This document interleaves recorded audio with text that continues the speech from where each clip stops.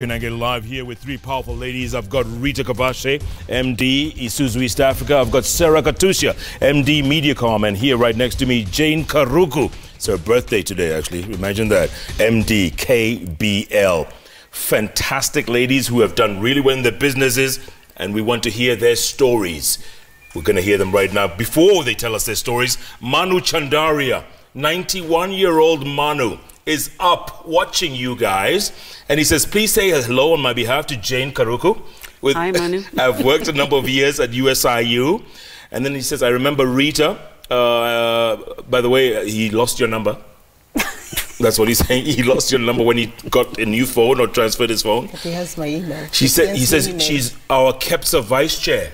Oh. And KEPSA, he created 16 years ago, he says. And then he says, I'm sorry, I do not remember knowing the third lady on your panel. But he says, all of them are extremely capable women. Manu Bai. Thank you. Oh, sweet. Sweet. Rita, the last time you came on the bench, you're reminding me, was 10 years ago. You had just been named GM of GM. Yes. Right? Right. Goodness. Go on, talk to me. How has the climb been the last 10 years?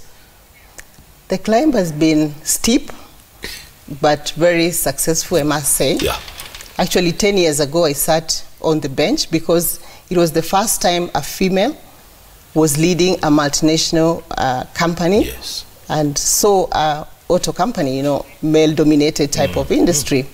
So yes, I walked into the shoes of my former CEO, Bilay. Yes. His shoes were quite big. And you were asking me exactly how are you going to fit into these shoes? Yeah. And I told you, I'm going to flow. Just get into the shoes and start to do the work. The beauty for me is that I had worked for the company for almost 12 years. And a lot work had been done by General Motors to prepare me for a CEO role. So training, development has already been done, exposure and all that. So I felt safe, and having grown within the company, I knew my way around. I knew the trade, I knew the business, but the challenge was new. Yeah. I knew my technical expertise work.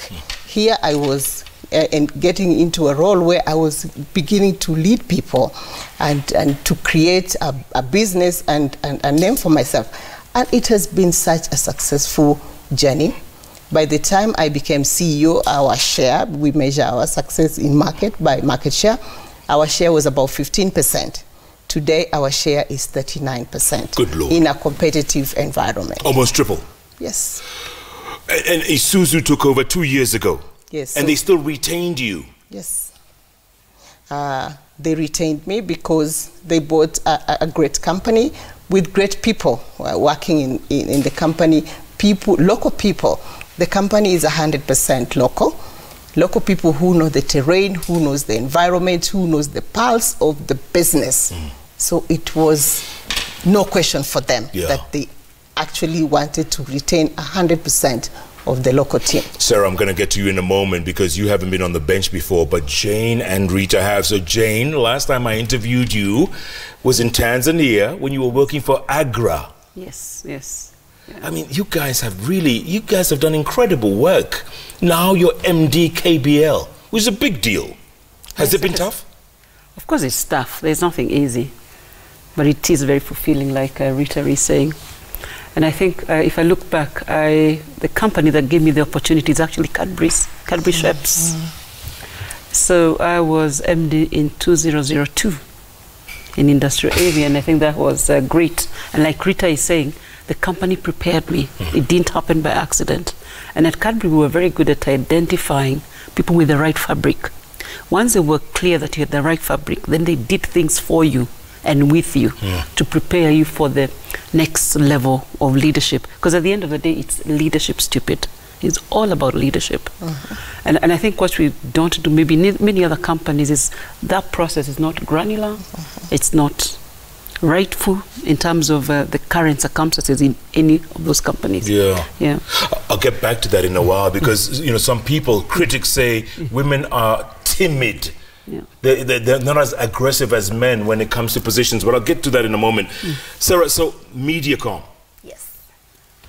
This is part of the Scan Group, right? Yes, and it's the media arm of Scan Group. Yes, one of the media arms of Scan Group. There are 3 of them: Mindshare, Mediacom, and MEC. And you run? MEC and Mediacom. Is Bharat watching? Do you get 2 salaries? I think you should ask him. I should ask at the boys' club. I should ask him. Yes. Is it tough? Because your business, man, your business is competitive. It's been tough. I've been with the group for 13 years. Been in Tanzania for 5 years. I started in client service, not in media actually. And then I got a bit bored with client service and I wanted to try something different. And my boss, Bharat, offered to move to media. At this time, I was not so sure whether I wanted to go to media, but it was the best decision I ever did, you know, really. I worked on Coca-Cola first for East Africa, and it gave me the wings to actually go to East Africa. After that, I went to Tanzania for 5 years. Was that tough? Oh, yes. To set up the agency for media first, then as a country manager for 2 years. Quite tough, different. You have to be adaptive. I think I learned most of my lessons that I apply today in Tanzania. I think she can agree to the same. How to work with people of different culture, who think differently, who feel differently. Yeah. Then 2.5 years ago, I came back to Kenya to this job. Media has always been very male. I think we've had few women, but mostly men. Yeah. And when I came back, I felt, you know, I'm a younger person. How is it going to be? But I always believe in creating a space as a leader that allows not just me to thrive, but the team to thrive. And what Mediacom has become is a place that is safe for your millennial younger person. Average age in my office about 27, so 25, very young, very many young people.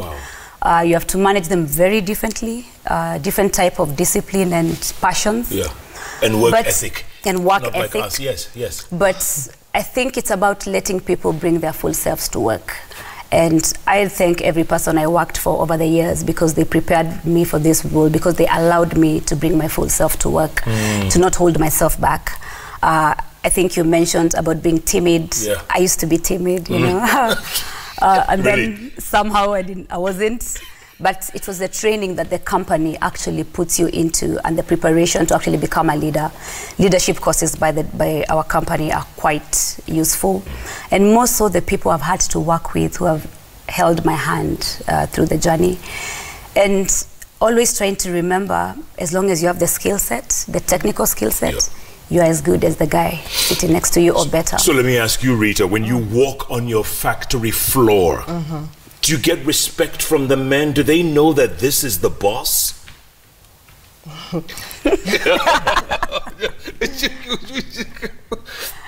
Yes, I have had to earn respect because of what I bring to the organization. And for me, it's been different phases. I've done 10 years. Phase 1, of course, we have a job to do, which, of course, I got the team to support to do the work. Yeah. Then phase 2 was appreciating what actually people bring to work. They bring the full of themselves and to develop trust. So I earned trust from them, and it's a wonderful space to be in. Was it tough for a while, though? I mean, was it difficult earning that trust and earning that respect? It was difficult to get the team together. Remember, I worked for the organization, and I'm coming from commercial side of the business. The business has got different functions.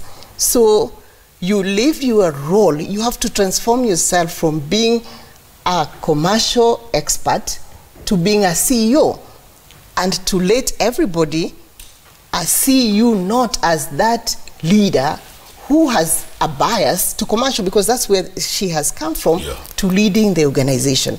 But for me, I got the team to rally behind. And remember, it was the first time this responsibility was being given to a local. Correct. So the local people, the local management team took it as a challenge. It's our time as local leaders to prove that indeed we can run business without support.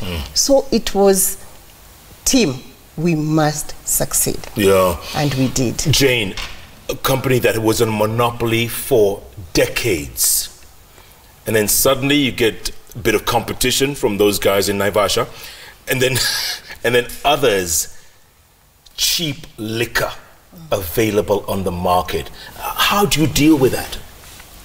I think at EABL or Diageo, we are a very responsible company, and we do actually preach positive drinking, celebrating life every day, everywhere.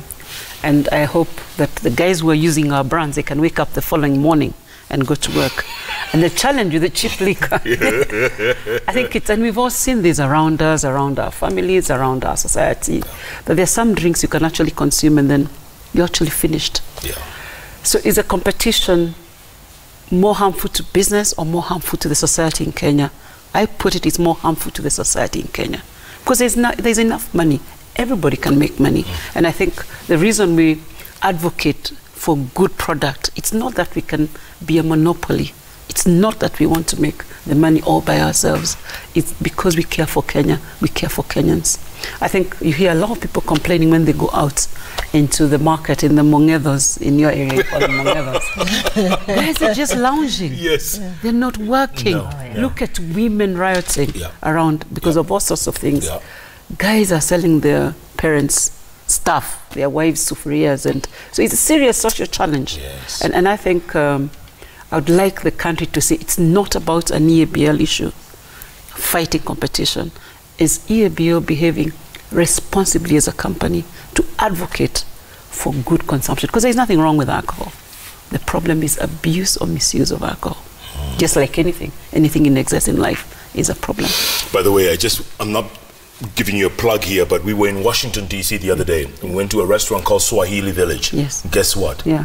Your product was there. Tusker was there. Oh, yeah. That's a... Yeah, that's it. Yeah. Enough said. Yeah. Serah, Yes. the disruption in your industry, let's face it, traditional advertising is out the window. People, you go to their phones, go to YouTube, go to social media. That's where they advertise these days. Has that disrupted your market much? First, I think I like to say is traditional media is not dead. It's not gone. Okay. TV is not dead. It will not die because of what each medium plays a role in people's lives, right? But disruption is here to stay. You have a younger consumer. They want it now. They want it their way. Yeah. So if I want to catch Jeff tomorrow at midday, I'll catch Jeff tomorrow at midday, not now. Or do I want to sit on a TV screen? They still want to access the content that is Jeff, but not on a TV screen. Yeah. I want to get it on my on the couch, on my phone, in the car, in the bar. It's just the fact that I do not have to have a screen called a TV screen box for me to watch it. But disruption is here, right? And we have to embrace it, and we have embraced it. So it's changing. If you're planning, and you know, she's been my client, she's my client. And if you're planning for these brands, it's trying to ask yourself, where are these consumers? And then finding them there. They're on TV, they're on radio, they're on their phones, and then trying to ensure you're talking to them at the right moment when they actually want to hear from you. I think the biggest thing about advertising now is ensuring we don't bag you, right? Because then the consumers are just running away from being bagged. So if I see an ad at the time I do not want to see an ad, then I'll skip it. But if I see an ad at the time that my mood is in a resting space, then I'll watch it. And then putting brands in the right spaces. You know, if it's alcohol, what is the right space for it? If it's a car, what is the right space for it? If it's Jeff Koinange, what is the right space for it? And I think all mediums are creating a role to play. It's disrupting our industry. It's disrupting your industry. And it's about how do we quickly adapt and change. There's no time, right? You have to be very agile very quickly. Yeah. I think that's why you have a live link every time on Twitter and have a TV. So everyone can actually access the content. Yes. I'm sure someone today will actually watch the full show on a Twitter feed. And then someone else like Manu will watch it on TV. They've still watched. It's just the where that has changed. And it's how do you talk to consumers in those two different places. By the way, did you mention these two are your clients? She is, she was. She is, she was. She was. So you've worked together before then, all of you? Yes, but I haven't met her though, but I work with her team. Is that right? Yes, but she's my client. So you see, I'm bringing you all together. Yes. I know, right? Yes. Rita, so there are much cheaper vehicles coming into the market.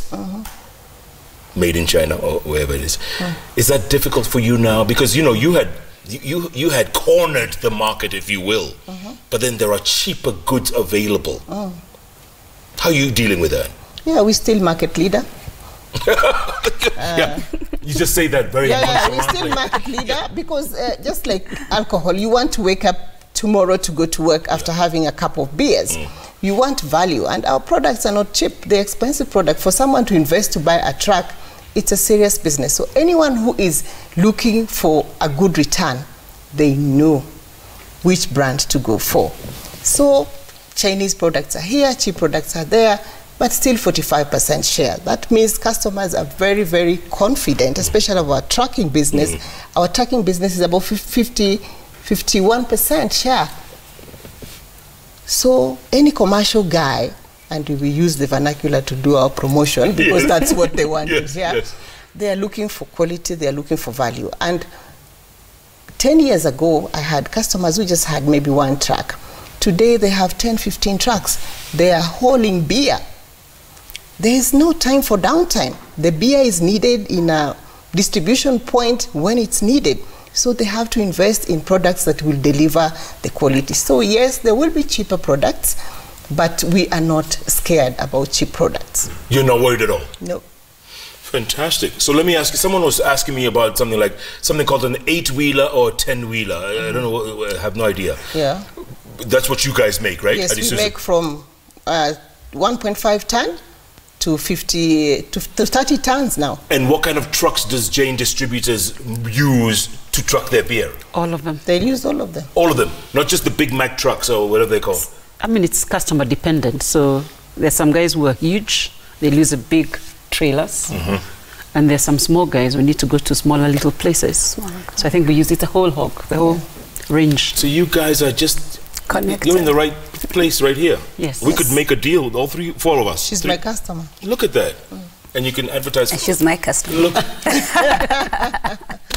Look at that. Unbelievable. Let's take a break, come back and talk about how do you motivate the young women watching you right now for the very first time probably, and they want to know how do they break through that glass ceiling. We talked about timidity. We talked about being private and retaining your privacy. How do we break through that? A lot of young people watching. Keep tweeting at Koinange Jeff, at Citizen TV Kenya. The hashtag, as always, is JKLive. Plenty of tweets coming in thick and fast. By the way, that third place playoff in the Africa Cup of Nations between Nigeria and Tunisia. Score, Monica? Still 1-0, Nigeria in the first half. Jeff Koinange Live takes a break. We'll be back in a moment.